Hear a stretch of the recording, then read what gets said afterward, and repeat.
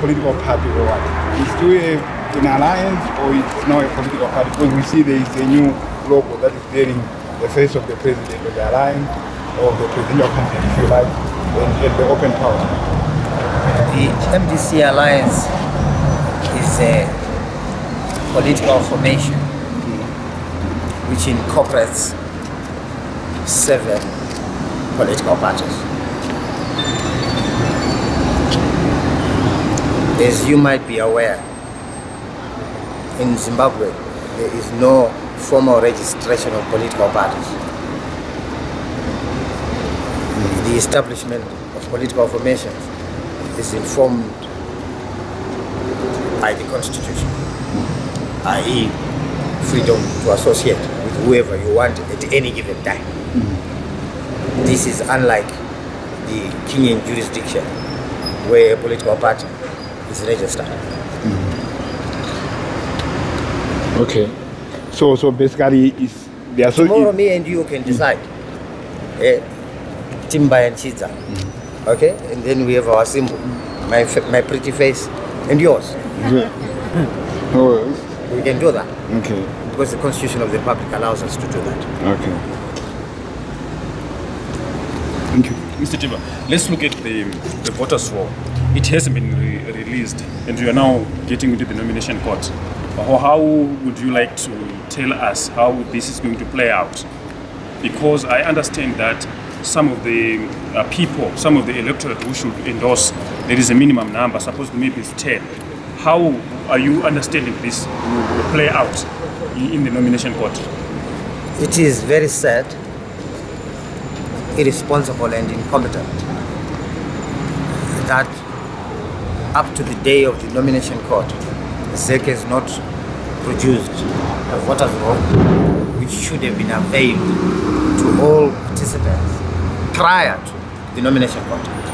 It is unforgivable for an electoral body to do that. You will understand now the issues that we have been raising with ZEC, the need for ZEC to be able to conduct itself and or perform its duties as provided for both by the Constitution and the Electoral Act.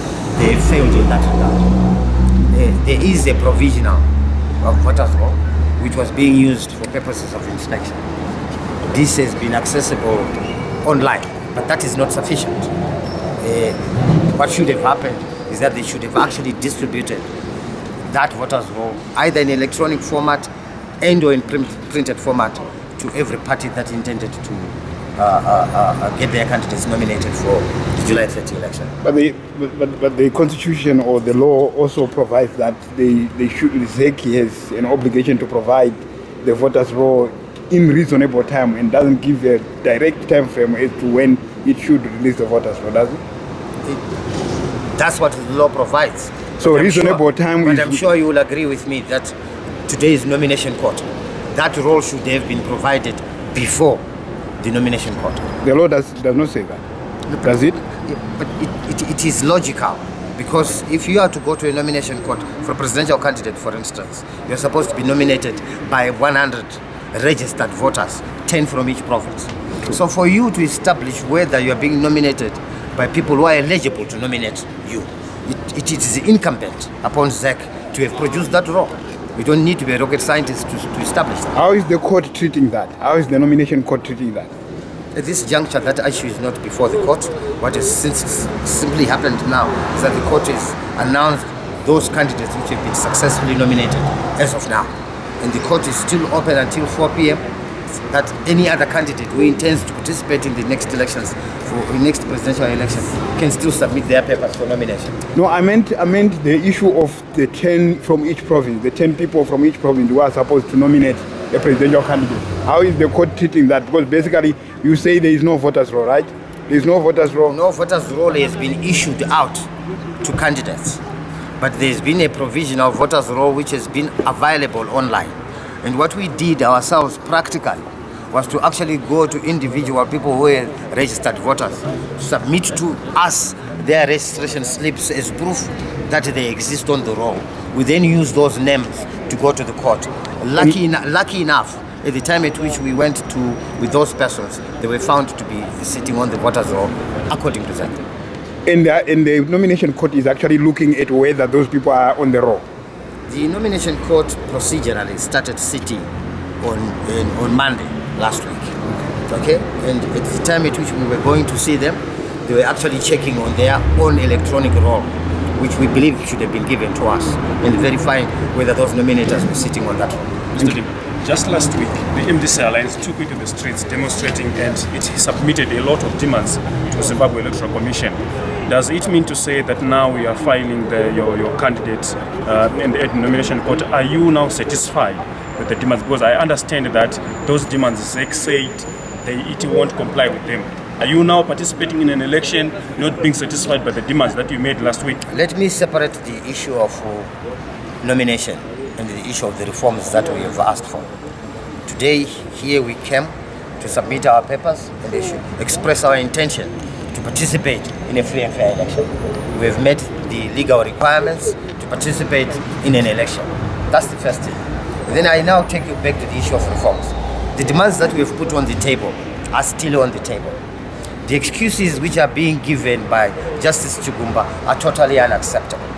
What we are asking is very simple, and it does not require the Electoral Act for Justice Chugumba to ensure that it is done. We have said we would like a credible voters roll, which is audited. Okay? And that does not require the law. The BVR, if I am to use some technological terms, is what we call in ICT a relational database. A relational database means that each time you do an entry onto the BVR, or each time you make any change on that BVR, that change is recorded automatically by the system itself. You are able to print out an audit report of any changes that have taken place. For us to ask for that, it does not require the Electoral Act or anything else. It is an administrative action. We still demand to see the audit reports of the BVR system. Second, we have not moved away from our demand surrounding the issue of the ballot paper. We want to know who is printing the ballot paper, where it is being printed. And when it has been printed, we want to physically see it. And if we want to check and or test and or verify the paper that has been used for that, we demand to do that. That does not require the Electoral Act. That answers to the issue of transparency, and transparency as a condition and as a principle is provided for in the Constitution of the Republic. These are administrative actions which do not require the amendment of any law. We also want to know how that ballot paper is going to be distributed from point A to point B. We also want to know who is looking after this ballot paper when it has been printed. So we are talking about storage and distribution of that ballot paper. We are also talking about the quantity of the ballot papers that are going to be printed. The last election, if you go back to the AU report, General Obasanjo said what is happening in Zimbabwe is unprecedented. How can you have ballot papers which are printed 35% in excess of the number of people who are registered to vote? What are you then going to do with those excess ballot papers that have been printed? That to us is totally unacceptable. And let me reiterate what our president had said. If these demands are not met, there will be no election. If these demands are not met, there will be no election. And I would like you not to underestimate his resolve and capacity to see through this position. When you say there will be no election, what is the action that is going to be taken? Wait for the day, my brother. It's postponed by the Zimbabwe Electoral Commission, and that's why he proclaimed 30th July as the date for general election. How do you take this when the voter roll is alleged to have been already submitted to Zanu-PF? If that is the case, it confirms our point. We've always said that ZEC is not an independent electoral body. That ZEC behaves as an appendage of Zanu-PF. And that to us is totally unacceptable. But we will establish whether they have actually done that. And I will be engaging Justice Chugumba on the matter. But there is need of an explanation. You are saying if the demands are not being met by ZEC, you are not. They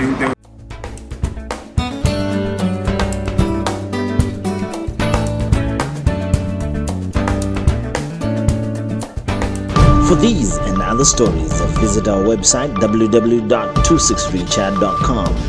Follow us on Twitter @263chat and like our Facebook page 263chat.